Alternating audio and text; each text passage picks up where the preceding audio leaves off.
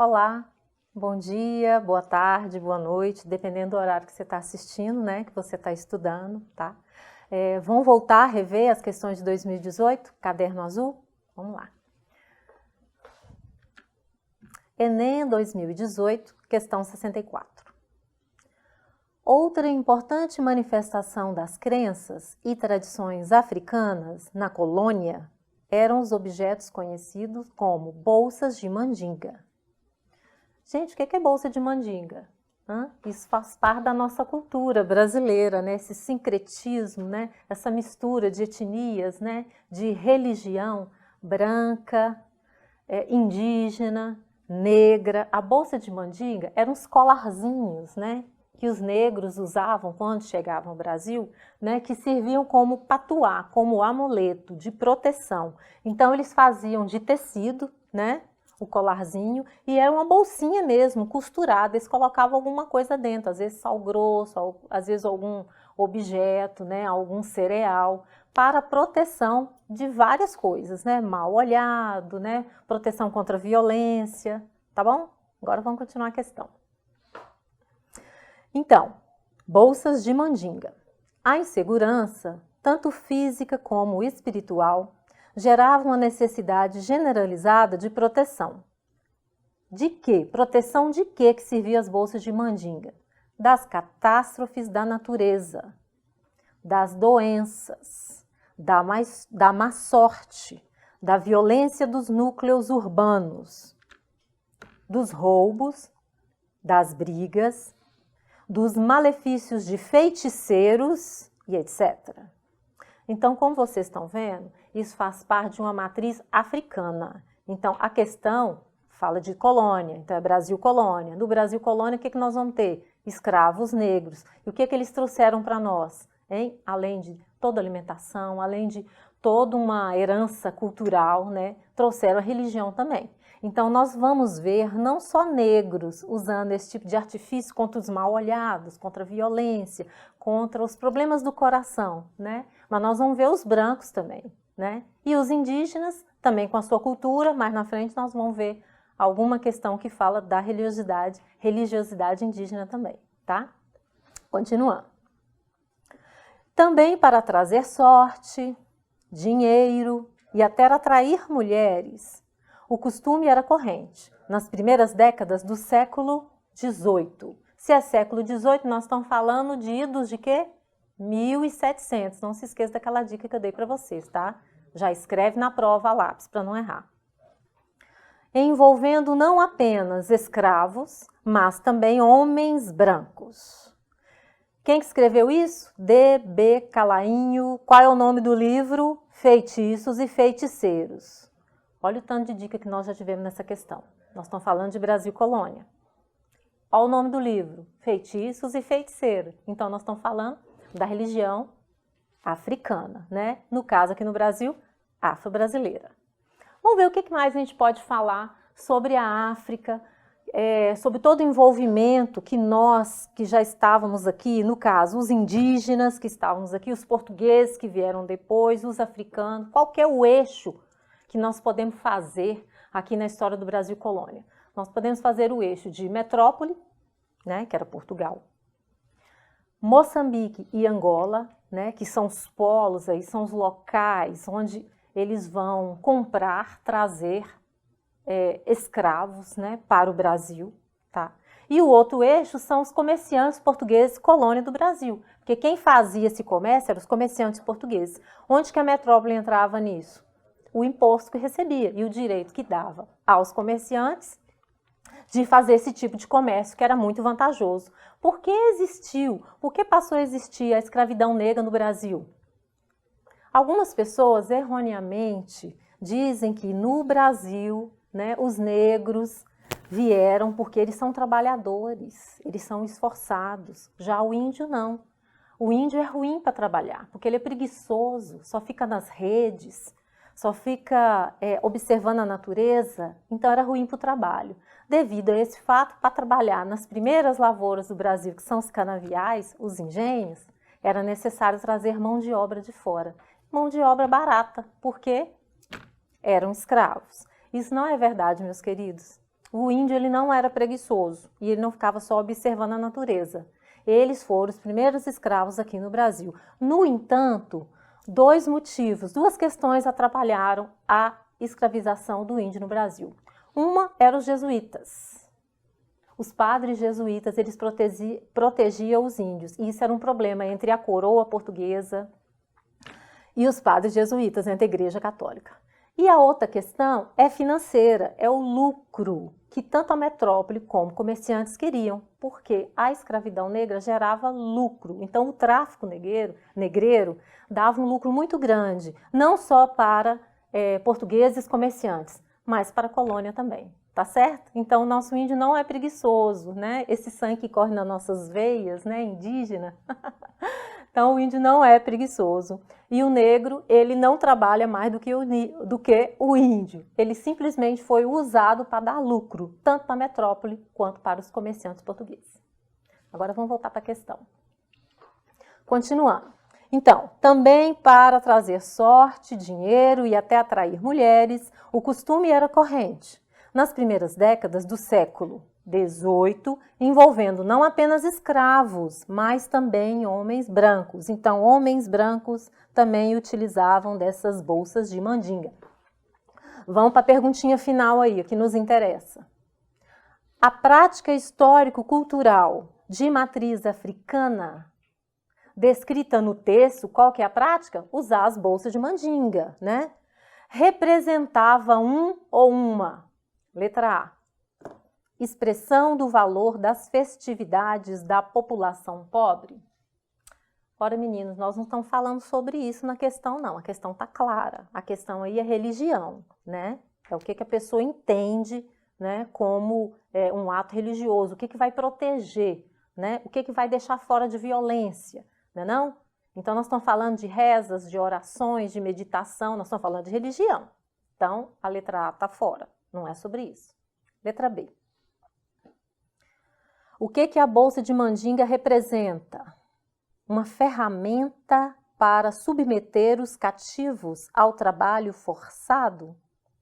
Não, meninos. O trabalho forçado é a escravidão, aquilo que nós já falamos aqui, uns minutinhos atrás. Trabalho forçado é a escravidão. Não é a mandinga, né? Não é o patuá, o amuleto que representa a bolsinha de mandinga, né, que vai fazer com que o escravo se torne escravo. Isso aí ele trouxe lá da África, da religião africana, se tornou aqui religião afro-brasileira, tá certo? Não é isso que vai fazer. Então, letra B também está errada. Vamos para a letra C. Então, bolsinha de mandinga representa uma estratégia de subversão do poder da monarquia portuguesa?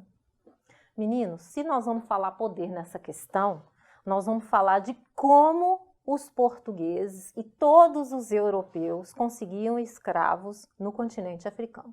Vamos falar um pouquinho do continente africano, né, para a gente lembrar. O continente africano, ele é feito hoje por vários países, vários estados-nações. E naquela época, o que nós tínhamos na África? Tribos. Nós tínhamos civilizações milenares, exemplo de civilização milenar, norte da África aí, onde hoje é a Líbia, onde é o Marrocos, onde é a Argélia, onde é o Egito e sempre esteve há mais de 5.000 anos. Então nós temos aí uma civilização milenar. E essas pessoas são de qual etnia? A etnia negra, então nós estamos falando de negroide. Filme de Hollywood é muito bom para divertir a gente, mas nem sempre ele mostra corretamente o que a história nos conta, né? Então, o que nós estamos falando aqui? É de uma África que teve não só esses escravos que há 200 anos atrás vieram aqui para o Brasil, mas nós estamos falando de uma África que detém uma herança e uma cultura de umas civilizações ricas, às vezes tribais e às vezes civilizações mais complexas, como, por exemplo, o Egito, que a gente estuda tanto no primeiro ano, do segundo grau, primeira série, não é verdade?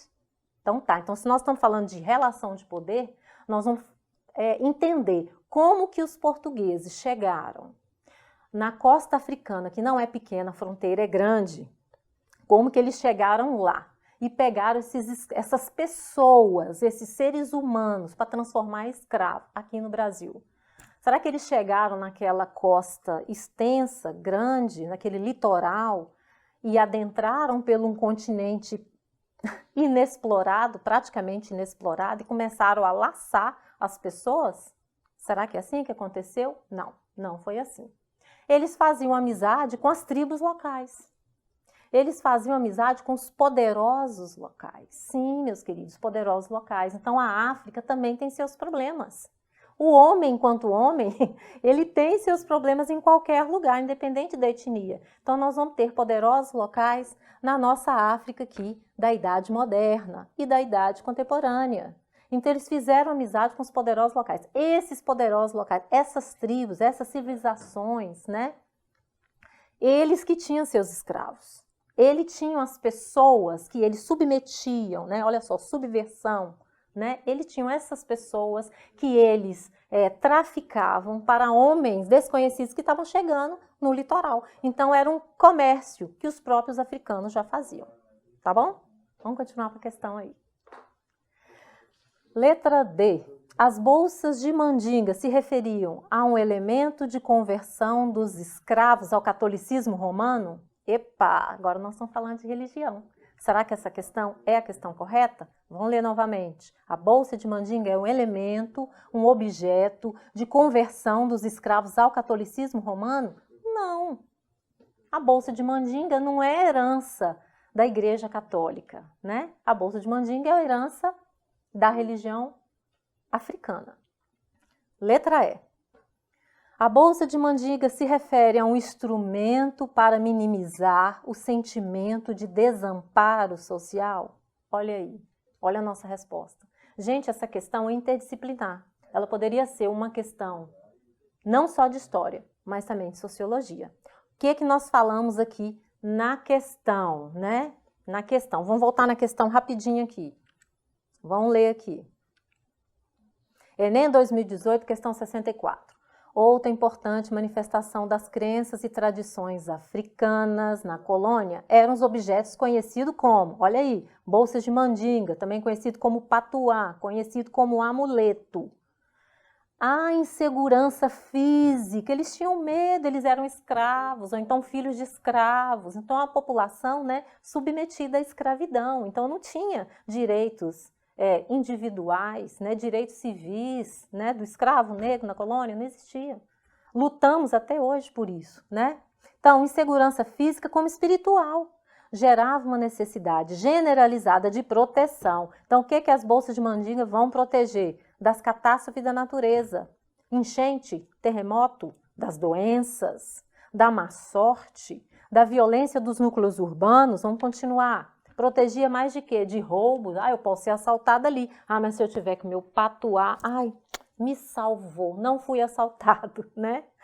Também servia para atrair mulheres, né? Então, até hoje, né, tem pessoas que fazem assim, né?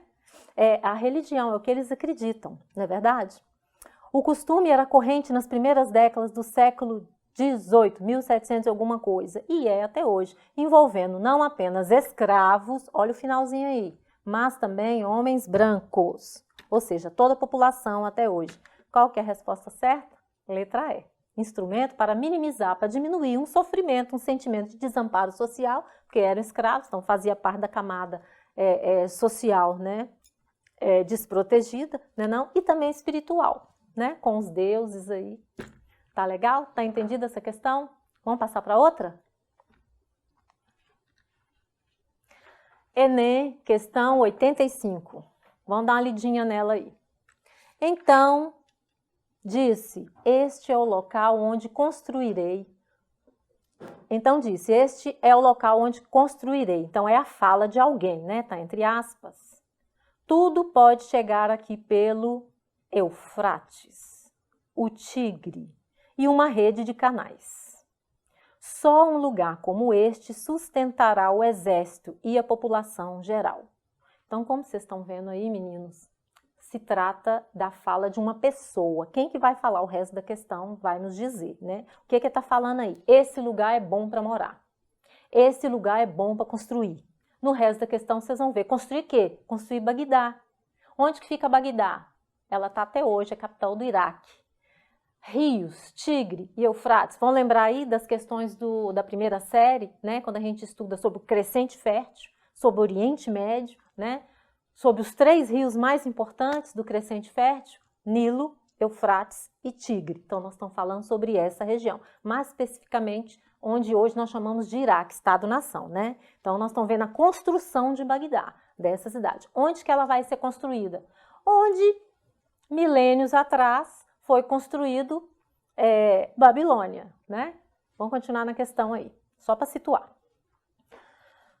Tudo pode chegar aqui pelo Eufrates, o Tigre e uma rede de canais. Só um lugar como este sustentará o exército e a população geral. Terminou a fala? Quem está falando isso aí? Quem que disse essa frase? Assim ele traçou e destinou as verbas, recurso, dinheiro, para a sua construção de Bagdá.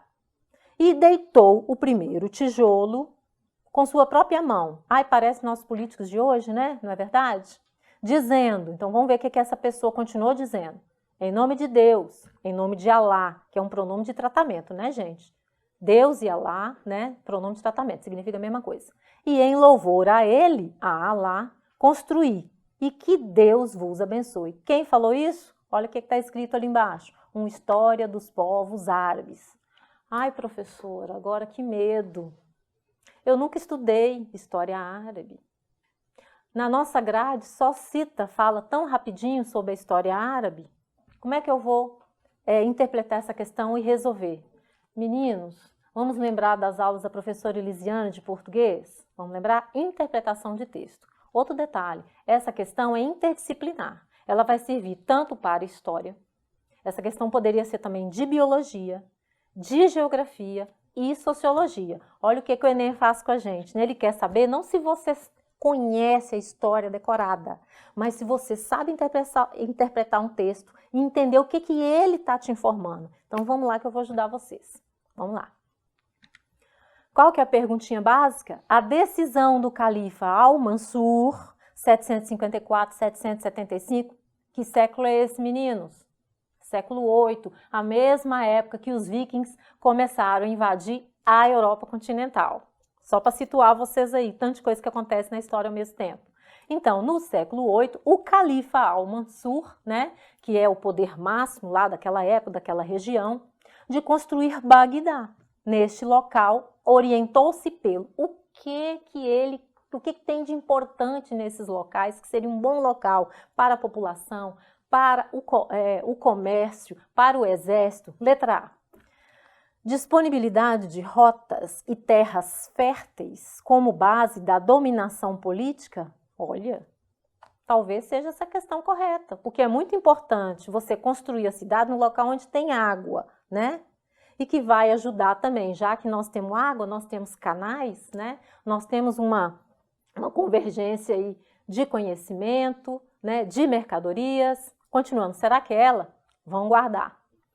Letra B. Proximidade de áreas populosas como afirmação da superioridade bélica? Ah, não é isso que está falando a questão. Vamos continuar. Está falando aqui de água, de rio. Letra C. Submissão à hierarquia e à lei islâmica como controle do poder real? Sim, está falando aí sobre religião. Não é a lei islâmica, né? Sobre o islamismo. Não é isso que se trata a questão. A questão está falando de rios. Gente, o que é a coisa mais importante dessa questão aí que serve para a aula de biologia, que serve para a aula de geografia? Olha aquela dica que eu dei para vocês. Vamos estudar com um mapa na mão. Então, nós estamos falando das cidades antigas. Onde é que se construía as cidades antigas? Onde é que o homem se tornou sedentário? Sempre próximo de grandes rios. Rios importantes, são importantes até hoje. Vamos dar um exemplo aqui? Na Índia. Quais são os rios mais importantes da antiguidade? O Indo, o Ganges. Na China, Rio Amarelo, Rio Azul, Yangtze, Huanghe. Se a gente falar de Brasil, na colônia, no início, qual é o rio mais importante? E é até hoje, Rio São Francisco, Rio da Integração Nacional. Então, vocês estão vendo que a gente tem que estudar história com o mapa na mão? Nós estamos falando de água, gente. A água, até hoje, é um elemento muito importante na hora de se morar. Como é que nós vamos desenvolver a agricultura no século VIII, aí pertinho dessa cidade? Como é que nós vamos desenvolver a pecuária? Vão lembrar aí do homem sedentário? Eles têm que ter o quê? Uma moradia perto de onde? De onde tem água. E nesse local nós vamos ter muita água, entre os rios Tigre e Eufrates, onde foi Babilônia e onde ainda até hoje é Bagdá. Continuando. Letra D. Fuga da Península Arábica como afastamento dos conflitos sucessórios? Também não é essa. Nós estamos falando de água. Letra E. Ocupação de região fronteiriça como contenção do avanço mongol? Realmente, Bagdá foi construído num ponto estratégico para sair um pouco de perto da região onde era a capital árabe naquela época, que era Damasco, na Síria. Mas não é essa a resposta certa, porque a resposta certa é a letra B de bola, a letra A, perdão. Disponibilidade de rotas e terras férteis como base da dominação política. Então, nós vamos ter disponibilidade de terras férteis, meus queridos, tanto para dominação política, dominação religiosa, para manutenção de um exército, né, que são milhares de homens, para o desenvolvimento da agricultura e desenvolvimento da pecuária, não só naquela época, mas hoje e sempre nós temos que ter água. Meus queridos, muito obrigado aí pela atenção, sucesso, boa prova para vocês, bom estudo de manhã, de tarde, de noite e naquele horário também, né, que ninguém tem nada para fazer, da meia-noite às 6, né, afinal de contas, Enem vem aí. Abraço.